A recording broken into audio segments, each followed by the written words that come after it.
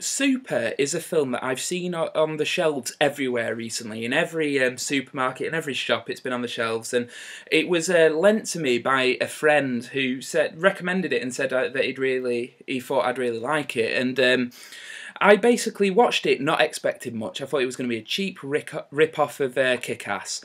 But as you can see here, this is wrapped in cellophane. I actually went out and bought it today because every so often you see a movie that is so good, you just know it's going to be on your top 10 of the year. You know it's going to become a favourite. You know you're going to watch it many times. And for me, that's what Super is.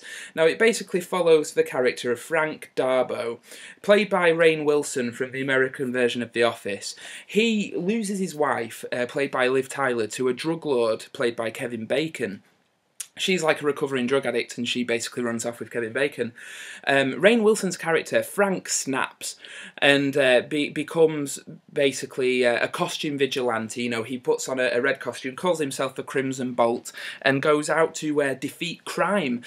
Now, looking at the cover of this, you know, you think it looks like a little indie comedy, you know, about a wannabe superhero, but it's so much more surreal and just depraved and dark and violent than you could ever expect. It's so much more violent than Kick-Ass. I was so surprised at how violent this was. Now, basically, straight away, you know that this is going to be a bit different, because when he decides to become a superhero, he has a vision that his brain is literally touched by the finger of God. Tentacles come out of the walls, rip his head off, and God comes down and touches his brain. And I'm thinking, that's that's like something David Lynch would do. This is like David Lynch directed The Punisher. You know, it was really quite peculiar, but it's not jarring. It feels organic. It's still, despite Frank's fantasy sequences, it still feels like it's grounded in the real world. Now, as for the violence, basically Frank's character is a superhero who, no matter what you do, there are no shades of grey. If you do something bad or what he would consider to be evil, he will deck you with a pipe wrench. And this is made apparent when, during a scene in which a man cuts in line at the cinema, and Frank asks him, you know, you can't cut in line, please go to the back, and the guy says no.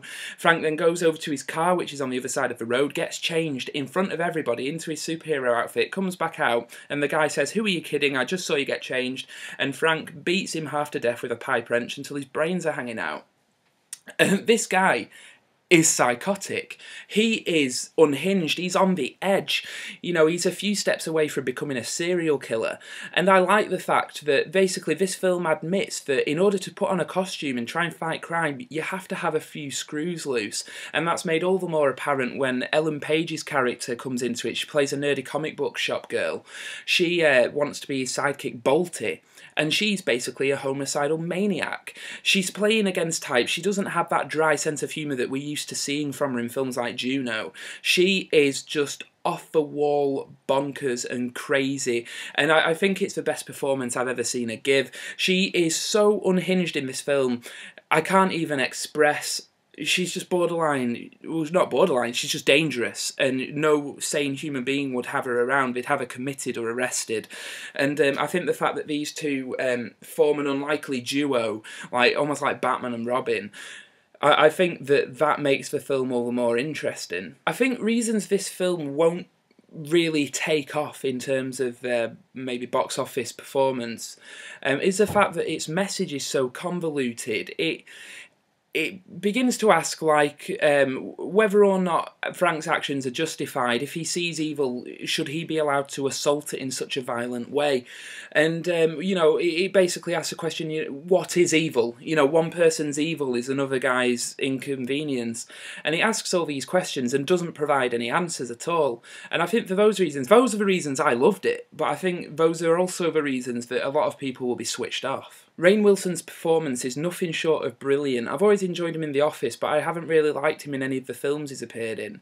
He's essentially playing a character similar to Dwight in The Office, but he brings a lot of emotional depth to it, and there are a couple of serious scenes when he's even crying on camera, and you almost tear up. He's a very good talented actor, and this is the first time he's really had the chance to shine, and that's thanks to James Gunn, the director. Now, he also did Sliver, which is a film I hated. I like films like Sliver, but I didn't like Sliver. I thought it was rubbish. But that's besides the point. This film really impressed me. I really did love Super. I don't really want to go into any more detail than that because I think it's a film you have to discover for yourself, but rest assured, even though it is tonally inconsistent, it doesn't know whether to make you laugh or cry or to entertain or repulse you. All these flaws, just for me, make it all the more interesting and enjoyable. I like the ambiguous morality behind it all. I like the characters. I thought the performances, especially by Rainn Wilson and Ellen Page, are fantastic. Two of the best performances I've seen so far this year. Super really is a great film. It's a great fun movie that makes you think, and it's a little bit different. Like I said, it's like David Lynch directed Spider-Man. You know, it really is that good. I thoroughly enjoyed this film. I can't recommend it enough. I picked up the Blu-ray for £7. You owe it to yourself to go pick this up. Because even if you watch it and don't enjoy it, you have to appreciate just how different and interesting it is. It's not really a superhero film. It's a downbeat indie film. Just so happens to be a guy dressed up as a superhero in it. I thought it was really good, and can't recommend it enough, as I've said. So if you're a fan of Kick-Ass, if you're a fan of superhero movies in general, if you're a fan of downbeat indies, definitely check out Super.